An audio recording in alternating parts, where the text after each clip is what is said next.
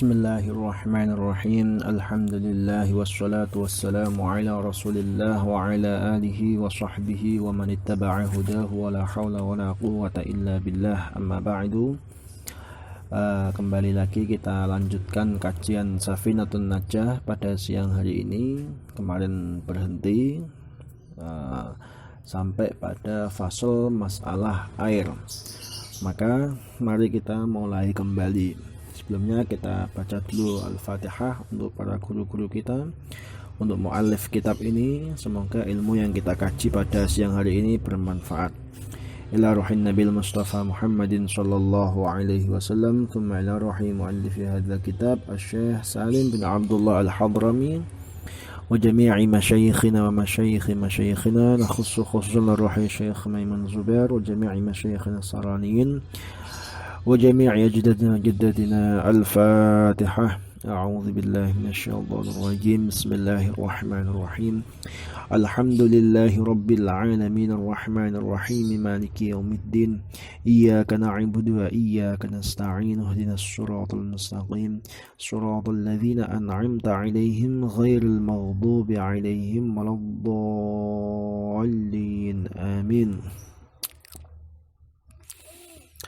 Bismillahirrahmanirrahim. Alhamdulillah rabbil alamin wassalatu wassalamu ala Rasulillah wa ala alihi wa sahbihi wa mawalah. Qala al-musannif rahimahullahu ta'ala wa nafa'ana bihi wa bi'ulumihi fid dharain amin. Wal ma'ul kathiru, wal ma'u utawi banyu al kathiru kang akeh iku la yatanajjasu, iku ora iso dihukumi najis apa iki mau banyu sing akeh, illa idza taghayyara, kecuali nalikane berubah apa ta'muhu, apa rasane ikilah mau alma, au launuhu utawa warnane ikilah mau alma, au rihuhu utawa ambune ikilah mau alma. Di sini kemudian musannaf mengatakan hukum air banyak. Jadi air banyak itu yaitu air yang ukurannya 2 kullah atau lebih. Jadi kalau sudah 2 kullah atau lebih, maka itu dikategorikan al-ma' al-kathir, air yang banyak.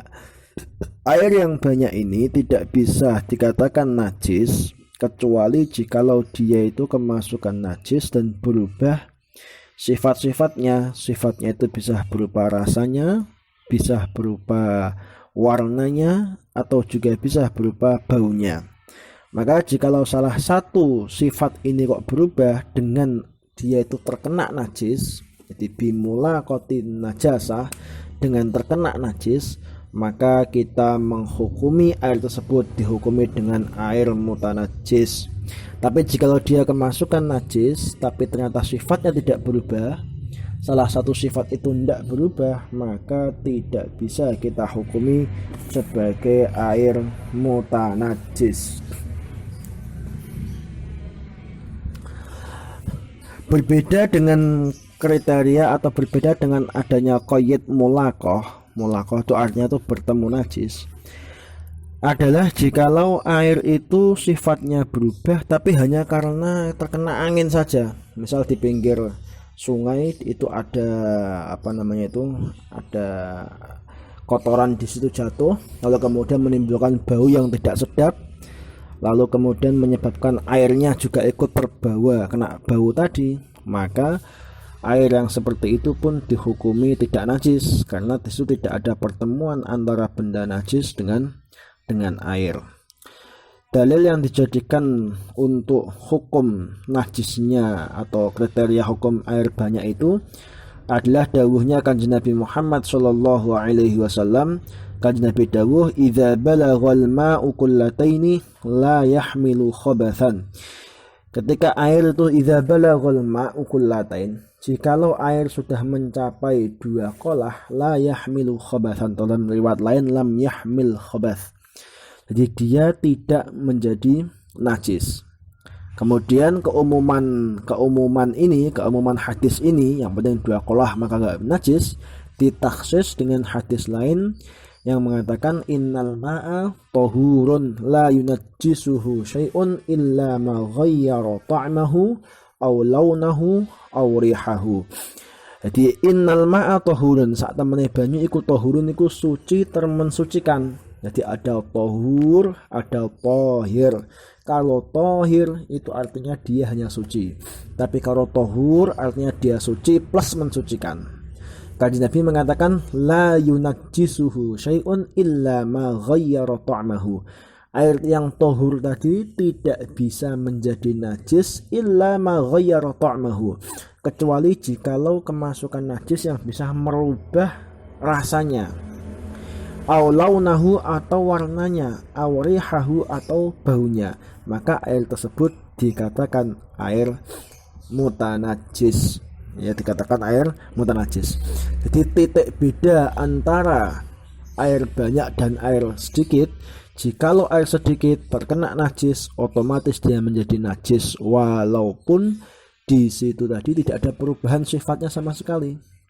Nah, berbeda dengan air yang banyak. Air yang banyak kalau dia terkena najis maka dia tidak menjadi najis secara otomatis, kecuali jikalau salah satu sifatnya itu berubah. Lah kenapa ada titik beda seperti itu? Karena air banyak itu mempunyai kekuatan untuk menolak najis. Berbeda dengan air yang sedikit, dia tidak mempunyai kekuatan untuk menolak najis tersebut. Sekarang begini, misalnya ada air, air asalnya mutanajis, lalu kemudian dia terkemasukan, dia dirubah, pengen disuling. Nah misalnya, maka jikalau penyulingan tersebut itu berubah dengan sendirinya, jadi yang asalnya sifat-sifatnya najis, baunya, rasanya itu berubah dengan sendirinya, makanya proses penyulingan itu harus jelas. Jikalau dia berubah dengan sendirinya, maka bisa kita hukumi dengan air suci mensucikan lagi, kembali lagi seperti semula. Tapi jikalau di situ ada obatnya, dikasih obat kimia, dikasih misalkan kaporit atau dikasih apa nggak tahu ya, yang di situ nanti merubah sifatnya, dari obat kimia itu merubah sifatnya, maka di situ airnya tetap najis. Kenapa seperti itu? Karena ketika ketika ada benda-benda kimia tersebut itu kadang hanya menutupi saja, menutupi baunya, menutupi warnanya dan seterusnya, tidak langsung merubah atau tidak langsung merubah esensi daripada air tersebut. Ya, dia hanya menutupi saja. Baik. Terus kemudian di sini yang tidak dibahas oleh musannaf itu adalah yang namanya air, syaratnya air. Jadi syarat air bisa digunakan untuk bersuci. Itu dalam kitab-kitab fikih yang lebih besar dikatakan syarat air yang bisa digunakan untuk bersuci itu adalah air yang mutlak. Air yang mutlak itu artinya adalah air yang tidak diikat oleh qayd sama sekali. Qayd itu artinya itu oleh satu kriteria, oleh satu sifat tertentu, atau dia ada qaydnya tapi qaydnya tidak paten. Jadi qaydnya tidak lazim, atau istilah fikihnya al-qayd al-munfaq. Jadi sifat tapi tidak paten, jadi bisa terlepas. Misal contoh gini, kita mengambil air di laut atau kita mengambil air di sungai, lalu air tersebut kita masukkan ke dalam gelas atau ke dalam ember, Maka ketika misalkan kita suguhkan pada orang lain, orang yang melihat air tersebut itu pasti akan mengatakan itu air putih. Dia tidak akan mengatakan itu air sungai, atau dia tidak akan mengatakan itu air laut misalnya. Maka penambahan kata laut ataupun sungai pada air tersebut itu adalah qayyid yang munfak. Artinya dalam waktu lain nanti qayyid tersebut sifat tersebut bisa terlepas, bisa hilang. Berbeda misalnya kalau kita membuat wedang kopi atau wedang teh misalnya. Maka wedang kopi atau wedang teh ini, jikalau misalnya kita masak, kita buat kopi, lalu kemudian kopi tersebut kita pindah ke dalam teko, lalu dalam teko kita pindah ke ember misalnya, maka orang yang melihat tetap akan mengatakan, oh di teko ini juga disebut dengan air kopi, di ember juga tetap disebut dengan air kopi. Maka sifat kopi dalam air itu disebut dengan qayyid yang lazim. Artinya apa? Qayyidnya paten, tidak bisa tidak bisa terlepas. Nah, air mutlak itu adalah air yang tidak ada qayyidnya sama sekali. Jadi cukup air putih gitu saja. Atau air itu ada qayyidnya, tapi qayyidnya munfak, yaitu bisa terlepas seperti air sungai, air sumur, air laut misalnya, dan yang lain sebagainya. Nah, adapun maka air yang tidak ada qayyidnya sama sekali atau air dengan qayyid yang munfak itu yang disebut dengan air yang thahir mutahhir, yaitu air yang bisa kita gunakan untuk bersuci, wudu, mandi dan yang lainnya. Adapun air yang mempunyai sifat atau qayyid yang lazim, yang paten seperti misalkan air kopi, air teh, sirup dan yang lainnya, itu tidak bisa kita gunakan untuk bersuci menurut mazhab Imam Syafi'i radhiyallahu anhu. Terus kemudian air itu juga kadang berubah itu tidak karena najis, tapi bisa juga air itu berubah karena dia tercampur oleh benda suci yang lain. Ya, benda suci yang lain. Lalu berubah salah satu sifatnya karena dia terkena benda suci tersebut. Maka air yang berubah sifatnya karena terkena benda suci itu, maka itu disebut dengan al-ma'ul mutaghayyir. Di al-ma'ul mutaghayyir atau air yang berubah, yaitu yang disebut dengan air mutaghayyir. Air itu hukumnya suci, mutaghayyir itu hukumnya suci, thahir, karena yang mencampuri itu benda yang suci. Ya. Tapi dia tidak bisa digunakan untuk mensucikan lagi. Nah, dia nggak bisa digunakan untuk mensucikan lagi. Misalnya air kopi, dia airnya tuh air putih yang berubah gara-gara kecampuran kopi. Air kopi itu suci, dia ma' thahir, tapi dia ghairu mutahhir, maka dia masuk kategori air mutaghayyir. Air mutaghayyir. Tapi di situ nanti ada syarat-syaratnya yang banyak, saya kira tidak perlu saya sebutkan dalam kajian ringkas fikih ini. Nanti kalau saya sebutkan semua nanti menjadi syarah Fathul Qorib sendiri nanti. Insyaallah kawan-kawan kita bacakan juga nanti matan takrib atau Umdatus Shalik untuk menjelaskan masalah ini. Baik. Sekarang kita lanjut pada fasal berikutnya. Faslun utawi iki iku ana fasal suwiji.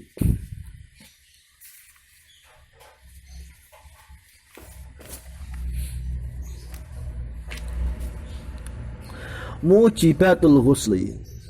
Mujibatul ghusli utawi pira-pira perkara sing nyebabake adus. Iku sittatun iku ana 6.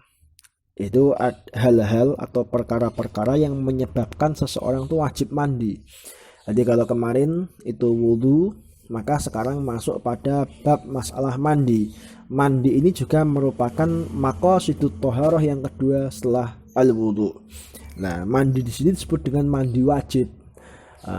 Orang Jawa mengatakannya mandi wajib. Jadi mandi yang harus dilakukan oleh seseorang. Nah, ini kita akan masuk menjelaskan menjelaskan penyebab-penyebab seseorang itu wajib mandi. Tapi sebelumnya kita jelaskan dulu apa itu yang dimaksud dengan mandi.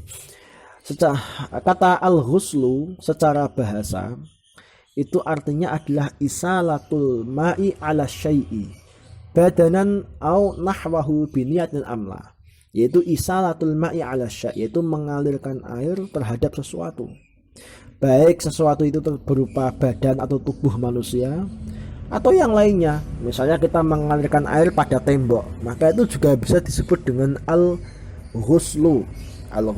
Al-ghuslu entah itu dengan niat atau tidak, itu tidak masalah ya, nggak masalah, itu tidak disebut, itu bisa disebut al-ghuslu secara bahasa.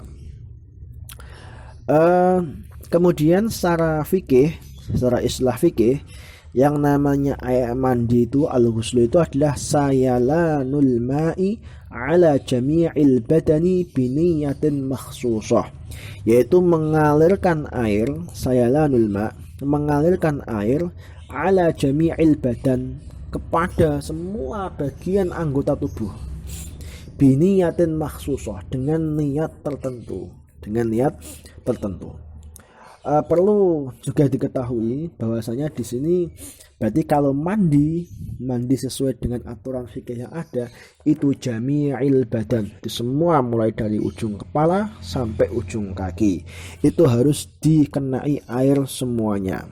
Itu namanya itu mandi secara fikih. Terus kemudian kata al-ghuslu ya, itu kadang dibaca al-ghuslu, kadang juga dibaca al-ghuslu. Nah, biasanya kalau dalam fikih itu kalau al-ghuslu itu maknanya membasuh itu menyirami, tapi tidak seperti mandi. Tapi kalau al-ghuslu itu artinya adalah mandi. Al-ghuslu artinya adalah mandi. Dulu orang Arab itu karena saking sulitnya air, gitu, saking langkanya air, maka mereka jarang mandi. Mereka mungkin bahkan nggak tahu, wallahu alam, apakah mandi atau tidak ketika mereka itu ketika mereka misalkan hari tertentu mandi itu nggak tahu.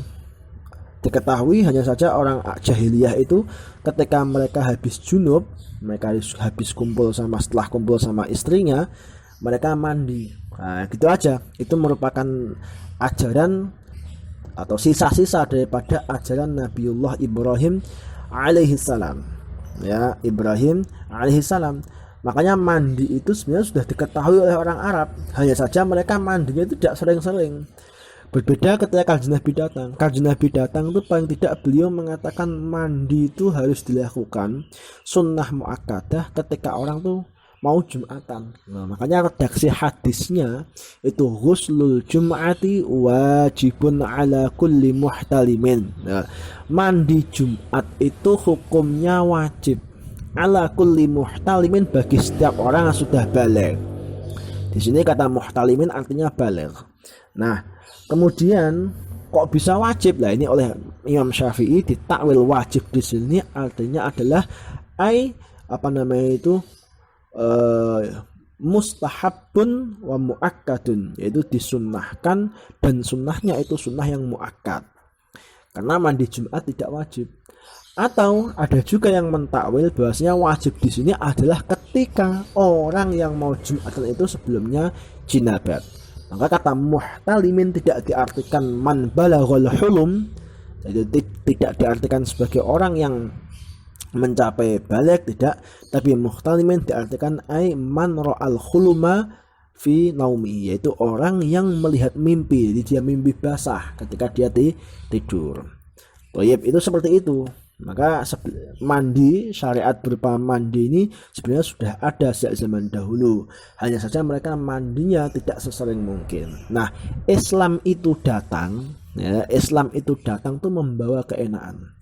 Maka dawuh guru saya Kiai Maimun tuh beliau selain dawuh seingat saya itu bahwasanya kenapa kok orang-orang Arab itu banyak masuk Islam pada waktu itu? Kenapa? Karena Islam itu datang dengan membawa kenikmatan, Islam itu datang dengan membawa keenaan.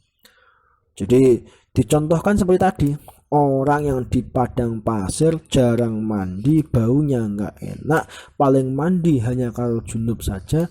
Lalu Islam datang mengatakan kamu disunnahkan mandi ketika mau Jumatan kumpul orang lain. Kamu disunnahkan mandi ketika kamu hendak misalnya wukuf di Arafah. Kamu disunnahkan mandi ketika tawaf dan yang lain-lainnya. Jadi di situ sering-sering ada tuntunan untuk mandi. Terus kemudian orang jarang cuci muka kecuali orang-orang yang kaya. Lalu kemudian Islam datang membawa kesetaraan semuanya. Orang semua setiap hari diwajibkan untuk wudhu kalau dia mau sholat. Loh, semua rata. Wudhu otomatis membersihkan wajah. Wudhu otomatis membersihkan bagian tubuh tertentu yang selalu nampak di hadapan orang lain. Nah, ini Islam ini datang membawa kenikmatan. Islam datang membawa keenaan. Contoh kecil. Orang zaman dulu itu jarang yang namanya gosok gigi. Giginya itu seringkali nggak enak baunya. Maka Islam datang, dia membawa ajaran yang namanya siwakan. Loh, orang siwakan, orang sikatan itu tidak hanya ketika dia itu mau 2 kali sehari saja, tidak. Tetapi secara jelas di situ dikatakan bahwasanya Kanjeng Nabi laula an asyqa ala ummati la amartuhum bisiwaki inda kulli sholatin. Andaikan saya itu tidak khawatir memberatkan umatku, maka akan saya wajibkan setiap mau sholat dia harus siwakan. Loh, bayangkan orang yang tidak pernah dulunya itu bersih-bersih, nggak pernah sikatan, lalu kemudian Kanjeng Nabi datang disitu mengajarkan yang namanya peradaban tinggi, yaitu orang tuh harus bersih, giginya yang kuning pun harus dibersihkan. Ini luar biasa Kanjeng Nabi Muhammad Shallallahu Alaihi Wasallam. Potong kuku, memotong rambut, memotong bulu ketek, semua itu disunnahkan semua oleh Rasulullah Shallallahu Alaihi Wasallam. Jadi kalau bisa dikatakan prototipe hidup sehat itu ya hidup ala Islam ini yang diajarkan oleh Rasulullah Shallallahu Alaihi Wasallam. Maka sangat aneh jikalau kemudian orang Islam sekarang tidak menerapkan hidup secara sehat, padahal itulah yang diajarkan, itulah yang dikampanyekan oleh Rasulullah Shallallahu Alaihi Wasallam dulu, sehingga kemudian banyak orang yang masuk Islam, orang yang tertarik dengan Islam. Makanya jangan sampai kita sekarang ini malah menjadi contoh jelek bagi Islam. Jadi kemudian orang tuh mengstigma Islam itu jelek karena perilaku kita yang tidak bersih, tidak disiplin, tidak teratur, gitu. Secara makan tidak teratur, semua nggak teratur semua, sehingga pola sehat seolah hilang dari umat Islam. Nah, kemudian orang menstigma Islam itu sebagai agama yang jelek. Ya, ini benar terjadi. Kata-kata Syekh Muhammad Abduh, al-Islam mahjubun bil muslimin. Jadi Islam seolah-olah terhalangi oleh umat Islam. Karena apa? Karena umat Islam sendiri tidak tahu nilai filosofis daripada ajaran Islam itu sendiri. Baik, kita lanjutkan. Pertama adalah ilajul hasyafati, yaitu memasukkan hasyafah. Nah, ini perlu saya jelaskan, walaupun ini rada vulgar, tapi memang karena ini penting ya harus saya jelaskan. Ilajul hasyafati yaitu nglebokake hasyafah fil farji ing dalam farji. Jadi hasyafah itu artinya itu bagian ujung alat kelamin atau zakar seorang laki-laki, namanya hasyafah yang kena sunat itu. Fil farji artinya dalam alat kelamin seorang wanita. Maka jikalau ada orang kok sudah memasukkan hasyafahnya dalam farji, entah itu melalui proses yang halal sebelumnya yaitu dengan cara menikah, atau melalui proses yang haram, zina misalnya, itu seseorang tersebut maka diwajibkan untuk mandi, maka diwajibkan untuk apa? Mandi. Tentunya di sini syarat daripada orang yang memasukkan farjinya atau yang dimasuki farjinya itu syaratnya harus orang yang hidup. Orang yang hidup artinya bagaimana? Yaitu orang yang masih hidup, yang masih bernyawa. Berarti kesimpulannya jikalau ada misalnya mayat perempuan disetubuhi oleh orang yang masih hidup, naudzubillah ya, maka bukan berarti misalnya mayat perempuan tersebut sudah disucikan, sudah dimandikan, bukan berarti otomatis wudhunya batal, tidak, atau dia wajib mandinya batal, tidak, karena dia statusnya sudah apa? Meninggal. Dia statusnya sudah meninggal. Adapun yang hidup tetap dia wajib untuk apa? Mandi. Dia wajib untuk mandi. Ini semua karena dawuh dalilnya berdasarkan dawuh Rasulullah Shallallahu Alaihi Wasallam. Kanjeng Nabi mengatakan idzal taqal khitanani wajibal ghuslu. Jadi idzal taqal khitanani wajibal ghuslu. Ketika dua khitan, yaitu alat yang disunat itu bertemu, yaitu alat kelaminnya laki-laki dan perempuan, wajibal ghuslu, maka mandi itu hukumnya wajib.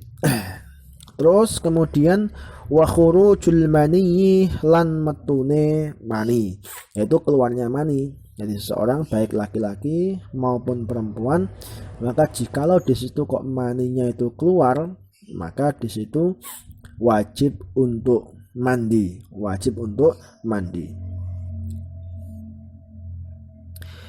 Di sini disyaratkan bahwasanya mani yang keluar itu harus maninya orang itu sendiri.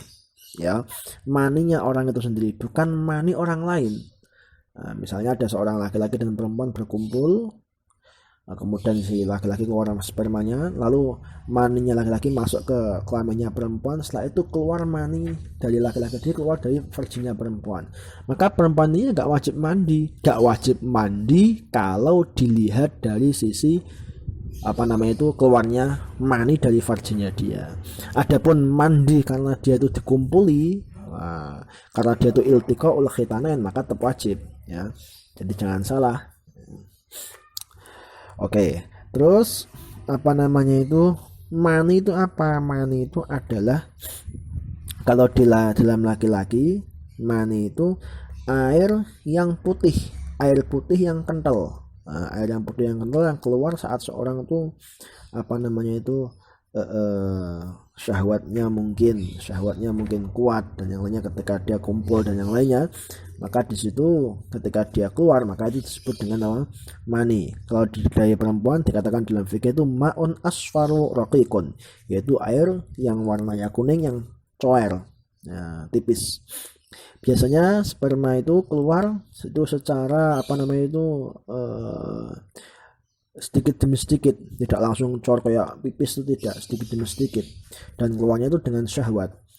Terus kemudian orang yang setelah mengeluarkan sperma, ciri khasnya itu orang yang setelah mengeluarkan sperma itu merasa enak, merasakan tubuhnya itu lemes, enak.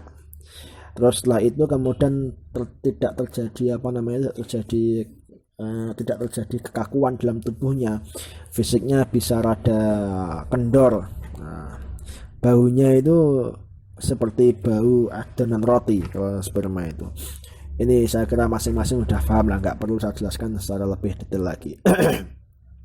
Nah, sperma ini hukumnya suci, tidak wajib untuk dibasuh. Jadi misalkan ada orang kok di situ kok keluar spermanya, maka dia sebenarnya tidak wajib, benda yang terkena sperma itu tidak wajib untuk dibasuh karena dia hukumnya itu suci. Jadi sperma itu hukumnya suci. Hanya saja jika kadang ketika orang itu mau mengeluarkan sperma, kadang itu ngempet uyoh. Nah, yang dikhawatirkan, atau dia itu baru saja pipis. Maka yang dikhawatirkan nanti itu jikalau sperma itu keluar itu bersamaan dengan sisa-sisa daripada pipis tadi. Nah, dalam kondisi seperti ini maka yang lebih hati-hati itu adalah dia tetap dibasuh, disucikan ya, yang terkena sperma tersebut, karena dikhawatirkan nanti yang terkena itu ternyata malah najis. Terus kemudian jadi iltiqaul khitanain, bertemunya khitan ataupun sperma itu bisa laki-laki, bisa perempuan. Terus kemudian wal haidu lan haid. Kemudian selanjutnya adalah keluarnya darah haid. Darah haid itu darah yang merupakan darah darah haid itu adalah darah yang keluar dari perempuan yang berumur 9 tahun kurang 15 hari. Dia keluar itu biasanya darah haid itu biasanya itu dia keluar dari rahim seorang wanita dan itu normal. Malah kalau wanita kok tidak keluar darah haidnya, maka dia tidak tidak normal, maka dia harus diobatkan malah kalau dia itu nggak keluar darah haid. Nah, ketika seorang wanita kok keluar darah haid kemudian sudah terputus, sudah mampet, maka dia diwajibkan untuk mandi. Pembahasan tentang haid ini panjang, bahkan satu kitab penuh bisa khusus membahas tentang haid saja. Wah, ini makanya ilmu tentang haid nifas ini panjang sekali. Dalilnya itu dari Al-Quran. Allah Subhanahu wa ta'ala berfirman, wa yas'alunaka 'anil mahid qul huwa adan fa'tazilun nisaa fil mahid wa la taqrabuhunna hatta yathurun. Jadi kamu di sini dikatakan wala taqrabuhunna hatta yathurun. Kamu jangan mendekati wanita sampai mereka suci. Kata-kata yathurun maknanya apa? Ai yang qati'u damu haidhihinna. Itu terputus mampet darah haidnya. Terus kemudian fa'idza tatahharna. Nah, ketika mereka sudah suci, tatahharna maknanya apa? Ai iltasalna, mereka sudah mandi. Maka wajibnya mandi itu setelah terputus atau mampet darah haidnya. Fa'idza tatahharna fa'tuhunna min haitsu amarakumullah. Itu kamu boleh mendatangi mereka, maksudnya boleh mengumpuli mereka kembali. Terus kemudian wan nifasulan nifas, darah nifas itu darah yang keluar ketika rahim itu sudah kosong. Jadi darah yang keluar ketika rahim itu sudah kosong dari anak. Jadi orang yang mengandung biasanya kemudian tuh ketika melahirkan anaknya, ketika darah itu anak lahir perutnya udah kosong keluar darah, maka darah itu disebut dengan damun nifas. Damun nifas. Damun nifas ini ketika misalnya kok anaknya kok kembar ya, maka harus kedua-duanya anaknya ini keluar semua ya, kalau udah keluar semua baru kemudian dikatakan dikatakan damun nifas. Kalau misalnya kok anaknya kembar baru keluar satu, terus di tengah-tengah itu keluar darah lagi, setelah itu keluar anak lagi, nah maka darah yang tengah-tengah tadi tidak bisa dikatakan darah nifas. Termasuk darah nifas adalah darah yang keluar gara-gara seseorang tuh keguguran, kemudian yang muncul itu adalah berupa daging yang menggumpal atau hanya berupa darah yang menggumpal. Jadi orang keguguran itu berarti keguguran tuh ya darah yang ini orang melahirkan tapi belum anak, misalnya berupa daging atau apa, ini namanya keguguran, atau intinya belum sampai 6 bulan. Jadi 6 bulan sejak kumpulnya bojo lanang sama bojo perempuan. Jadi dihitung itu sebelum 6 bulan kemudian kok melahirkan berupa daging atau berupa apa, setelah itu kok keluar darah, maka darah itu juga bisa disebut dengan darah nifas. Adapun darah yang keluar bersamaan dengan keluarnya anak atau darah yang keluar ketika di situ seorang wanita sedang merasakan sakit mau melahirkan kok keluar darah, maka itu belum atau tidak bisa dikatakan sebagai damun nifas. Darah nifas itu hanya disebut dengan damut tolak atau dikatakan dengan damul fasad, yaitu darah rusak. Nah, ini perempuan ini wajib untuk belajar tentang haid dan tentang nifas ya. Wajib untuk belajar tentang haid dan tentang masalah nifas. Lalu istihadah, apalagi perempuan-perempuan yang sering stres sehingga sering mengeluarkan darah istihadah, ini mereka juga wajib untuk belajar masalah ini.